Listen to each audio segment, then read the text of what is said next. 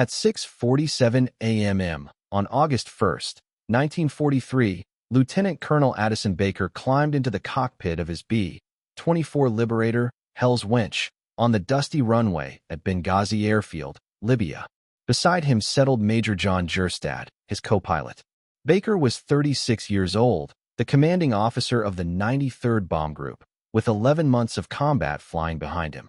Jerstad was 25. He had already completed his required 25 combat missions 3 weeks earlier. He could have gone home. Instead, he volunteered for one more flight. This one, because Baker needed experienced pilots, and Jerstad understood the mission better than almost anyone alive.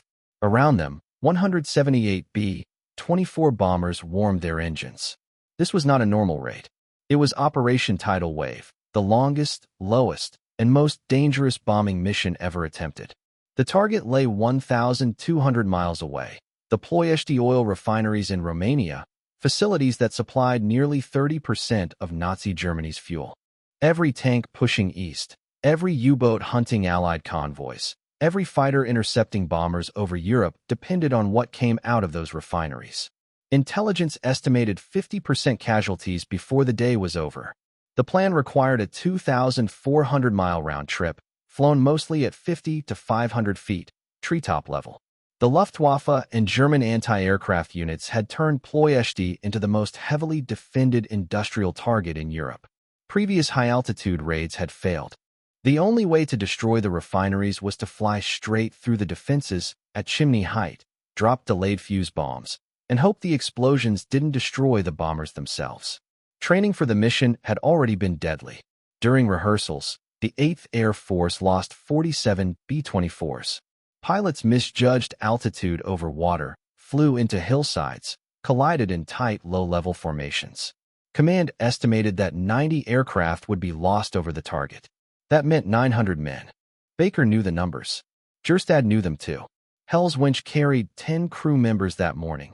Navigator Harold Sweetman, Bombardier John McCormick, Engineer James Merritt, Radio Operator Cecil Fite, and 4 gunners.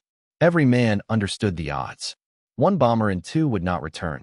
But Ploiești produced 12 million barrels of refined petroleum each year. Every day those refineries operated, German armor rolled deeper into Russia, and German aircraft stayed in the air.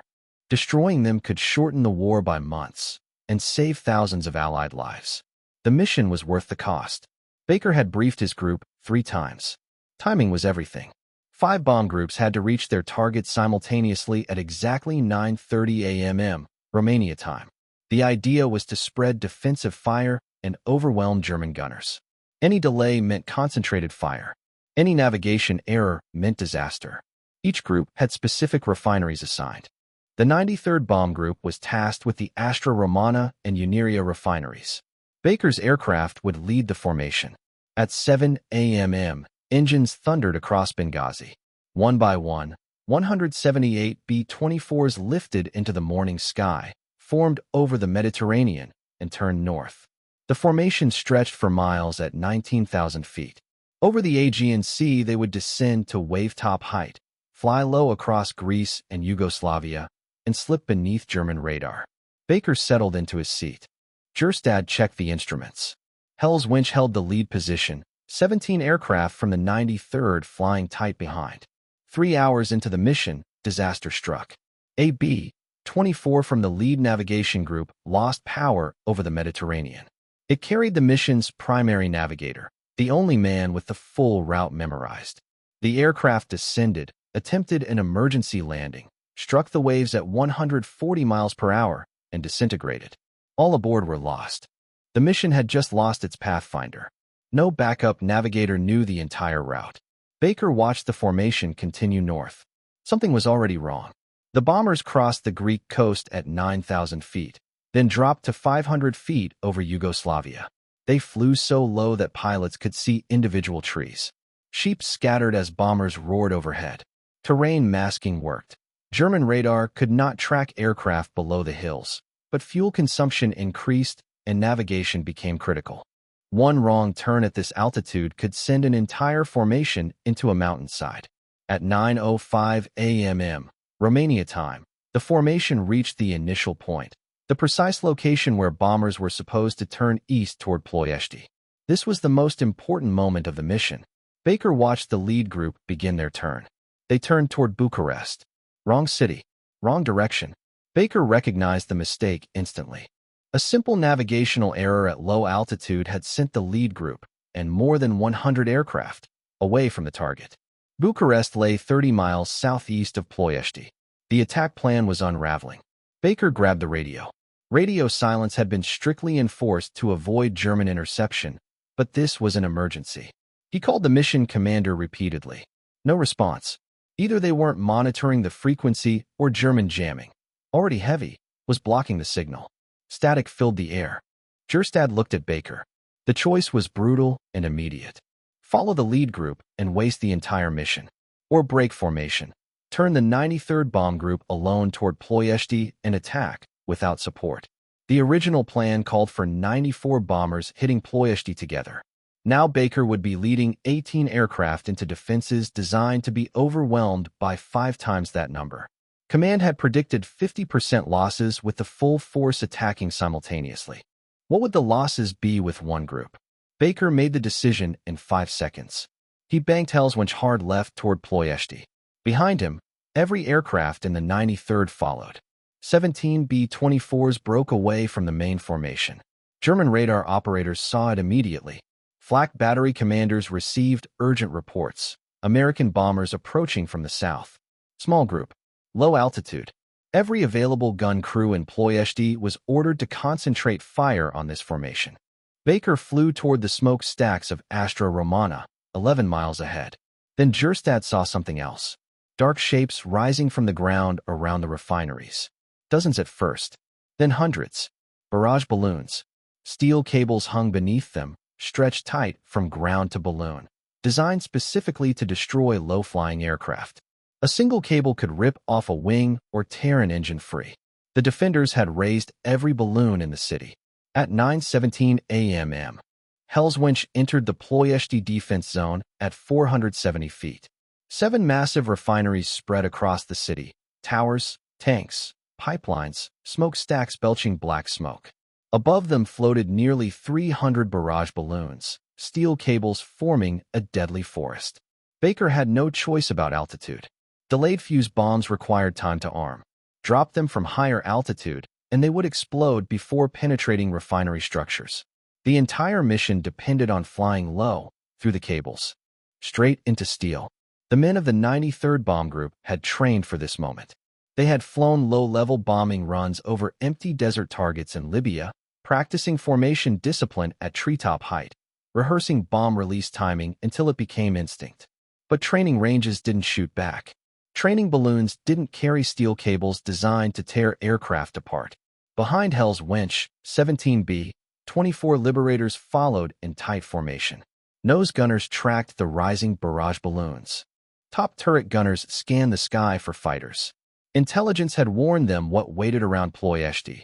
Over 200 Axis fighters stationed at nearby airfields. Messerschmitt Bf-109s, Focke-Wulf 190s, Romanian IR-81s. None appeared. German commanders were holding them back. The flak would do the killing first. The first 88mm shell exploded 200 feet ahead of Hellswinch. A black cloud bloomed in the air, orange flame flashing at its core. Shrapnel tore outward. Baker flew straight through it. The Liberator shuddered, metal screaming, but stayed airborne. Then the sky erupted.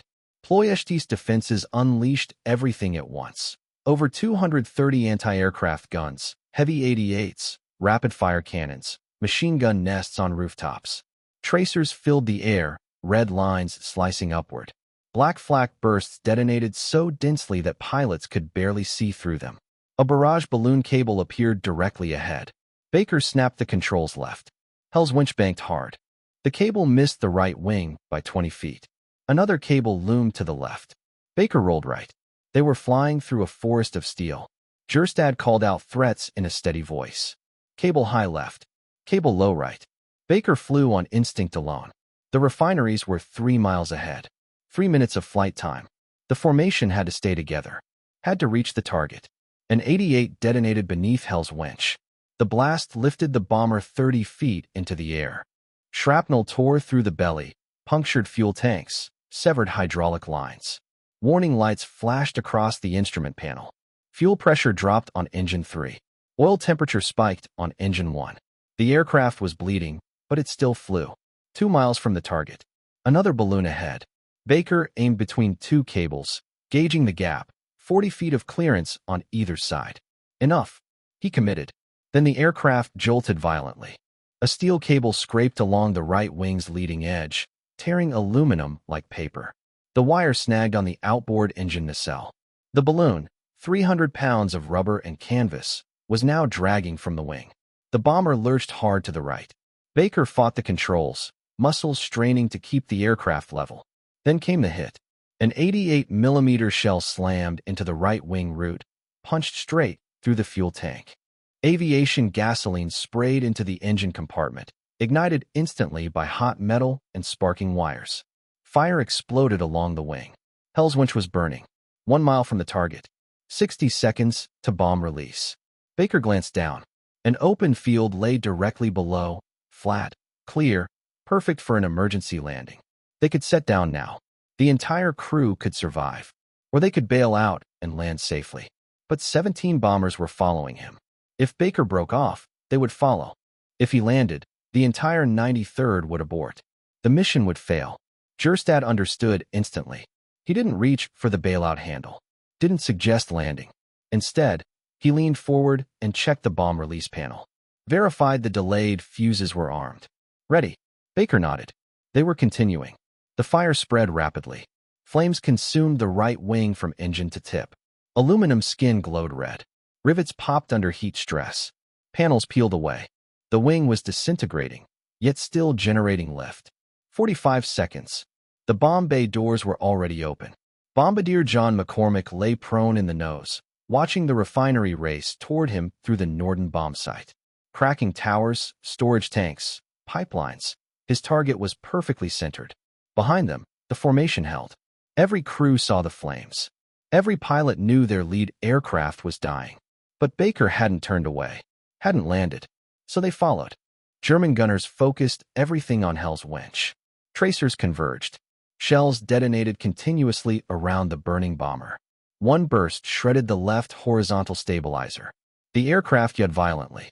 Baker forced the controls back, working rudder and aileron together, holding the nose steady. The bomb site demanded level flight. Any deviation meant a missed target, wasted lives. 30 seconds. The refinery filled the windscreen. Cracking towers rose 300 feet high. Hell's winch flew between them at 400 feet, wings level, speed steady. Flames licked along the cockpit windows. Paint blistered. Glass crazed from heat. Oxygen masks supplied air, but the temperature was unbearable. Baker's hands blistered on the control yoke. McCormick centered the crosshairs. Delayed fuse bombs would punch deep into structures before detonating. Maximum destruction. He waited for the precise release point. The numbers aligned. He pressed the switch. 4,000 pounds of bombs fell away. Hell's winch surged upward as the weight vanished. Behind them, 18 bombers released simultaneously, 72,000 pounds of explosives cascading toward the refinery. Baker pulled back, trying to climb above the blast zone. The right wing barely responded. Fire had destroyed the control surfaces. The aircraft climbed, slowly, 100 feet per minute. Not enough. The bombs would detonate in 18 seconds. The blast radius was 1,000 feet. Hell's winch was 400 feet above ground, still climbing, still burning. The first explosion erupted beneath them. A delayed fuse bomb detonated inside the main cracking tower. The structure disintegrated. Steel beams shot outward. The blast wave struck the bomber like a physical blow. The aircraft rolled 30 degrees right. Baker fought it back. More explosions followed, sequential detonations rippling through the refinery as bombs penetrated and exploded in waves. Fireballs climbed hundreds of feet into the sky. Black smoke mushroomed upward. Astra Romana was being destroyed. The 93rd had hit perfectly. Behind Hell's winch, the formation broke apart. Each bomber peeled away, seeking escape through smoke and flak and steel cables. Some made clean breaks. Others did not. One B-24 struck a balloon cable at full speed. The wires sliced through the left wing. The bomber rolled inverted and slammed into a storage tank, detonating in a massive fireball. 10 men died instantly. Another Liberator took a direct 88mm hit through the bomb bay. The remaining bombs detonated on the racks. The aircraft vanished, and Hell's Winch, still burning, was flying straight ahead, alone. Debris rained across 200 yards of Romanian countryside. There were no parachutes, no survivors. A third Liberator flew straight into a solid wall of flak. A 20mm cannon burst stitched across the fuselage, killing the pilot instantly and mortally wounding the co-pilot. With no one at the controls, the aircraft nosed down, struck the ground at 200 miles per hour, and cartwheeled through a residential district. 14 civilians died alongside the crew. The 93rd Bomb Group was paying exactly what command had predicted. Intelligence planners had estimated 50% losses with full formation support. Baker's group was attacking alone, 18 bombers instead of 94, against the entire defensive system of Ploiești. The math was merciless. 18 aircraft entered the target zone, for were already gone. 40 men dead, and the survivors were still fighting their way out. Hell's Winch clawed upward through boiling smoke at 800 feet, still burning fiercely. The right wing was a sheet of flame. Fire had spread into the fuselage, the cockpit filled with thick, choking smoke. Visibility dropped to 0. Baker flew by instruments alone. Airspeed, altitude, heading. The gauges told a grim story. Engine 3 seized. Engine 4 was losing oil pressure. Engine 1 was overheating. Only Engine 2 remained fully operational. The bomber was flying on one good engine and 3 dying ones. Gerstad scanned the fuel indicators. The right-wing tanks were empty, ruptured by flak, their leaking fuel having fed the inferno. The left-wing tanks showed half capacity. Maybe 30 minutes of flight time remained. The Mediterranean coast was 90 minutes away. They would never make it. The aircraft was dying. But at 800 feet, they were finally high enough for parachutes to deploy. The crew could bail out. All 10 men could live. They would land in Romania, be captured, sent to prison camps, but alive. Baker evaluated the situation with the same clarity he'd used all morning. The mission was complete. The Astro Romana refinery was in ruins. The 93rd had hit its targets. Some bombers were escaping. Others wouldn't. But Germany's fuel supply had been crippled. Hell's Winch was finished. The smart decision was immediate bailout. But Baker also knew the other statistics. Prison camps, disease, malnutrition, executions, massacres. The war was turning. Prisoners didn't always survive losing wars. Baker looked again at the instruments. Hell's Winch was still flying, burning, breaking apart, but airborne. If he could gain altitude, just a little more, the crew could bail out over Yugoslavia, where partisan forces operated. Downed airmen were rescued there, hidden, smuggled back to Allied lines. More altitude meant more glide distance. Better odds. But climbing meant staying in the fire longer.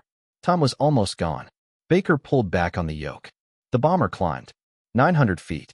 1,000. 1,200. Each 100 feet increased the crew's chances and consumed what little life the aircraft had left. The fire spread rapidly now, chewing through electrical systems. The radio died. The intercom went silent. Baker could no longer speak to his crew. Couldn't order bailout. Couldn't coordinate evacuation. Each man would have to choose for himself. Engineer James Merritt stood in the cockpit doorway. He saw Baker and Gerstad wrestling the controls. Saw the flames creeping closer. Felt the heat radiating through the metal walls. He understood exactly what Baker was doing. Buying altitude, buying hope. Merritt didn't bail out. He returned to his station. He stayed at his post. He managed the dying engines, adjusted mixtures, transferred fuel from damaged tanks to those still feeding engines. Every action bought seconds. Seconds mattered now. Behind him, the gunners stayed put. Top turret scanning empty skies. Waist gunners watching the countryside slide past beneath the smoke. Tail gunner guarding the 6 o'clock position. No fighters came.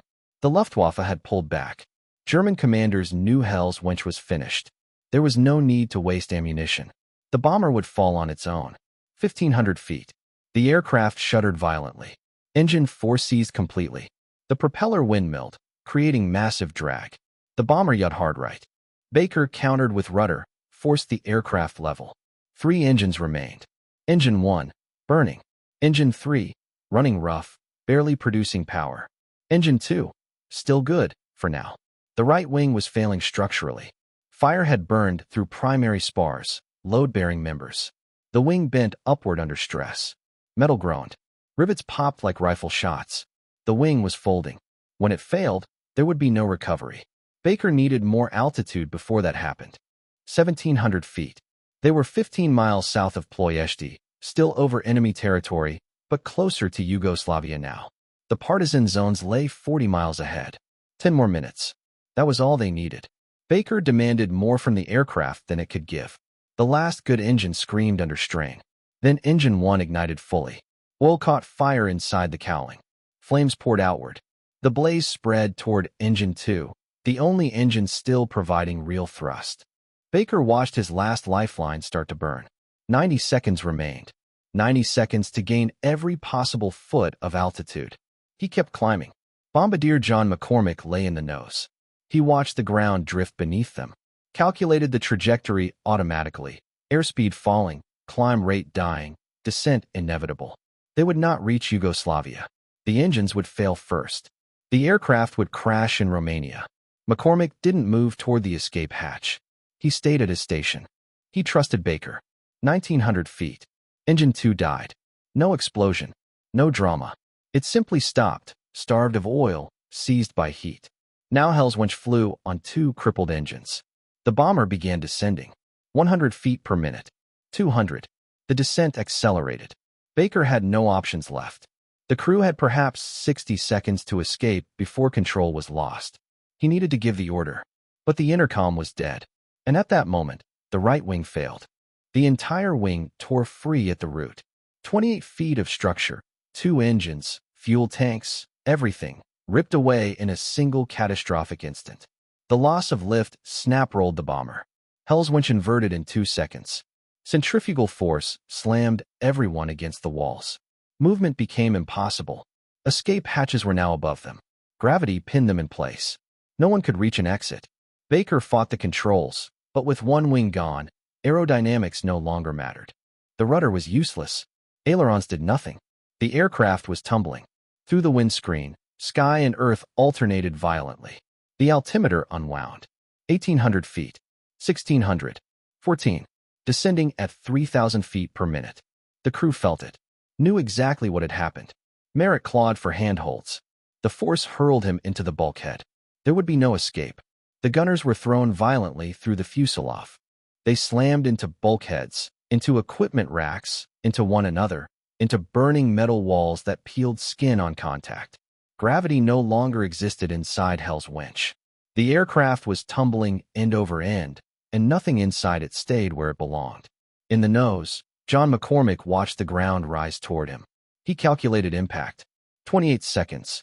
He did not scream. He did not pray. He simply watched, detached, professional to the end.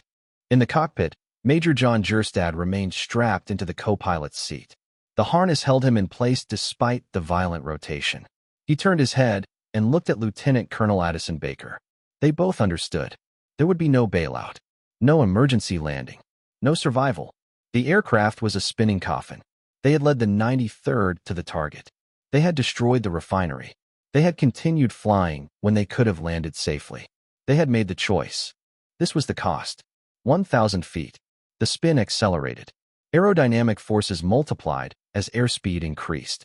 The bomber rotated faster, 4 full revolutions per second.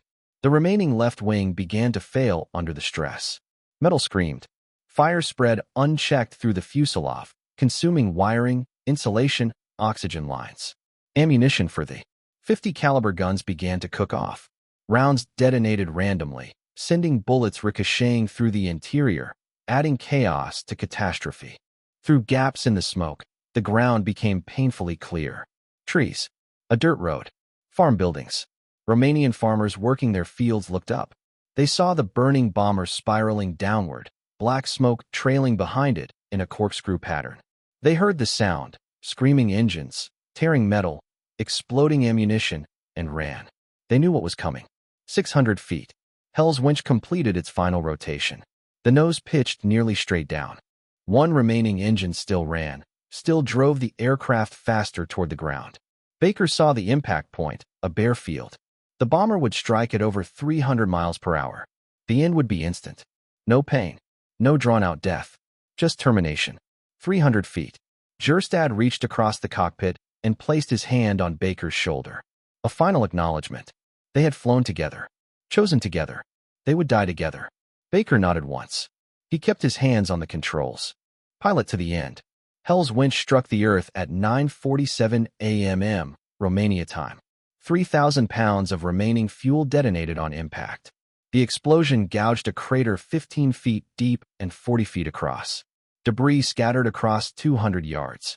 The aircraft ceased to exist. All 10 crew members died instantly. Lieutenant Colonel Addison Baker, Major John Jerstad, Navigator Harold Sweetman, Bombardier John McCormick, Engineer James Merritt, Radio Operator Cecil Fite. For gunners, identified later by recovered dog tags. The volunteer who did not have to fly. The commander who led from the front.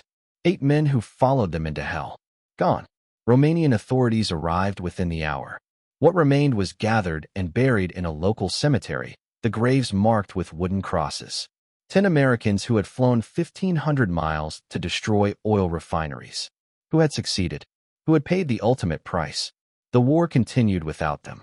But their mission changed it.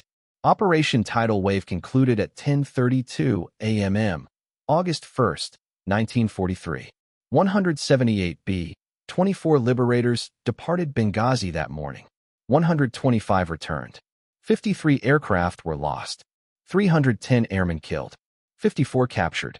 108 wounded. It was the costliest single-air mission in American history to that point. Losses exceeded even the darkest predictions. Command had estimated 50% casualties. Aircraft losses reached 30%. But among crews that pressed their attacks through the defenses, losses approached 60%.